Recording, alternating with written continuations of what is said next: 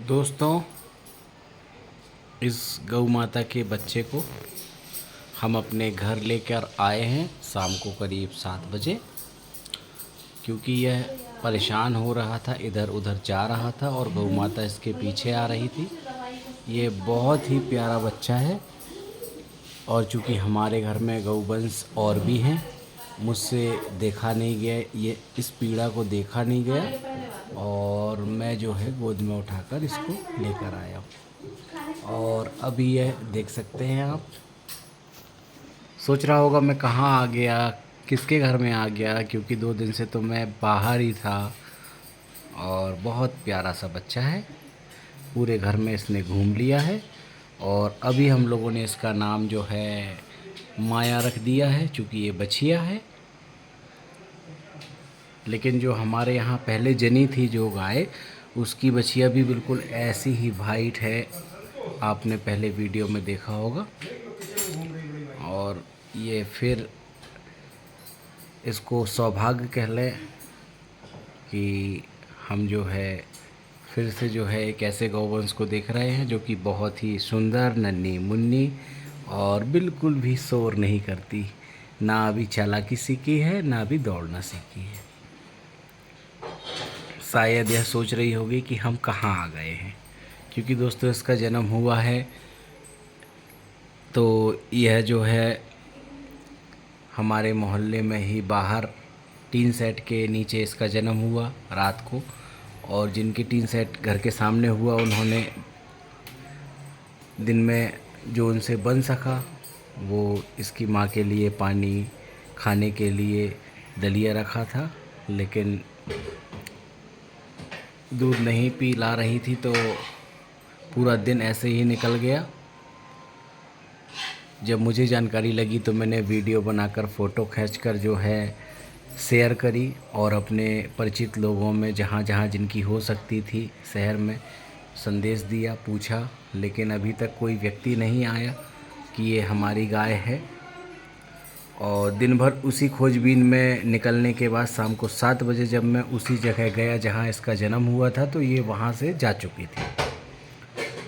थोड़ा आगे खोजने पर मुझे यह गौवंश का प्यारा सा बच्चा और इसकी माँ मिली, तो फिर मैं गोद में उठाकर ले आया, क्योंकि रात होने पर मुझे यह आशंका थी कि इसको क्षति हो सकती है और इसकी माँ भी बहुत परेशान हो सकती है।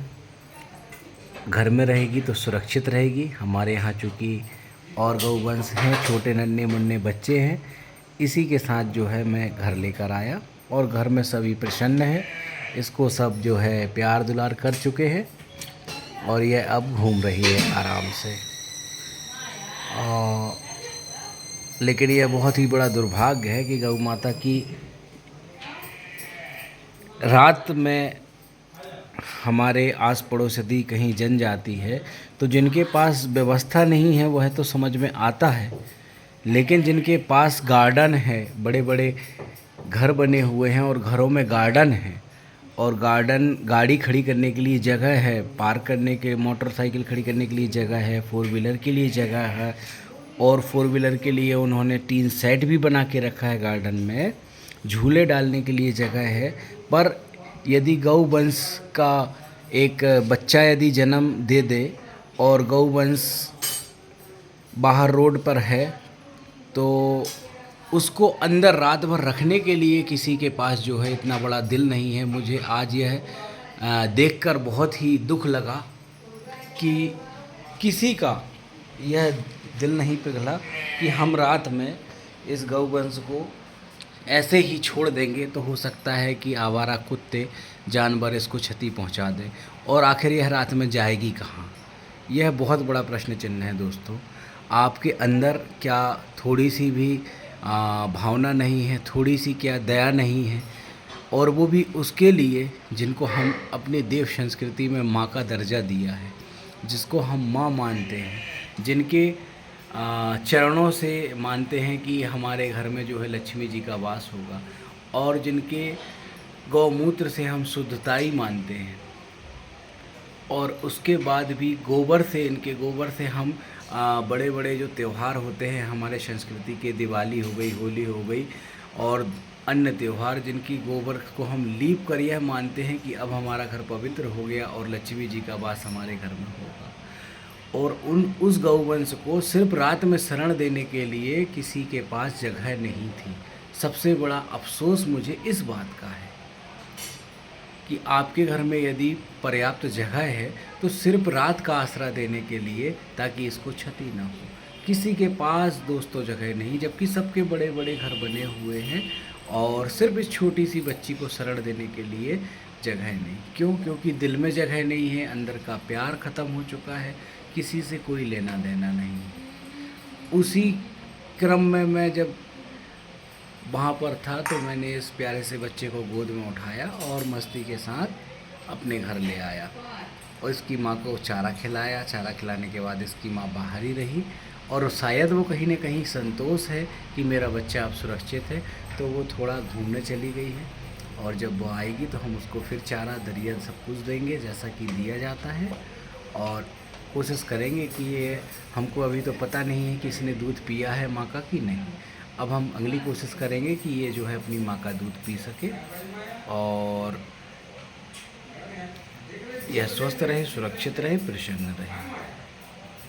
आप सभी से मेरा निवेदन है कि बड़े बड़े घर, बड़े बड़े गार्डन, बड़े बड़े बंगलों में यदि आप कभी ऐसे गौ माता का जन्म यदि हो जाता है जो इनका कोई घर नहीं, परिवार नहीं, जिन्होंने छोड़ दिया है, तो उस गौवंश को कम से कम रात भर 2-4 दिन की शरण तो दे सकते हो आप। भगवान ने आपको यदि बुद्धि दी है, विवेक दिया है और धन संपत्ति दी है, आप गार्डन बना सकते हैं, बिल्डिंग के ऊपर बिल्डिंग बना सकते हैं, तो थोड़ी सी शरण गौ माता के लिए भी रखिए, थोड़ा सा दिल गौ माता के लिए भी रखिए, थोड़ा सा प्यार इस नन्ही सी बच्चे के लिए भी रखिए। आप सभी से मेरा कोई राग द्वेष नहीं है और कोई किसी प्रकार की भावना नहीं है, लेकिन मैं सिर्फ हाथ जोड़कर निवेदन करता हूँ कि यह तो चलिए मेरे सामने की बात थी तो मैं घर ले आया, लेकिन जहाँ भी शहर में, गांव में, जहाँ कहीं भी यदि गौवंश अपने बच्चे को जन्म देती है और उसका पता नहीं लगता कि मालिक कौन है या वो अपने घर तक नहीं पहुंच पा रही है, तो उसको कम से कम कुछ दिन के लिए शरण आप दे दें, मेरा निवेदन है, ताकि वह सुरक्षित रहे और कुछ समय बाद तो वह फिर जैसे घूमती थी वैसे ही वह घूमने लगेगी। इसी संदेश के साथ मैं अपनी वीडियो को विराम देता हूँ और नर्मदा मैया से यह कामना करता हूँ कि यह स्वस्थ रहे, प्रसन्न रहे, मस्त रहे।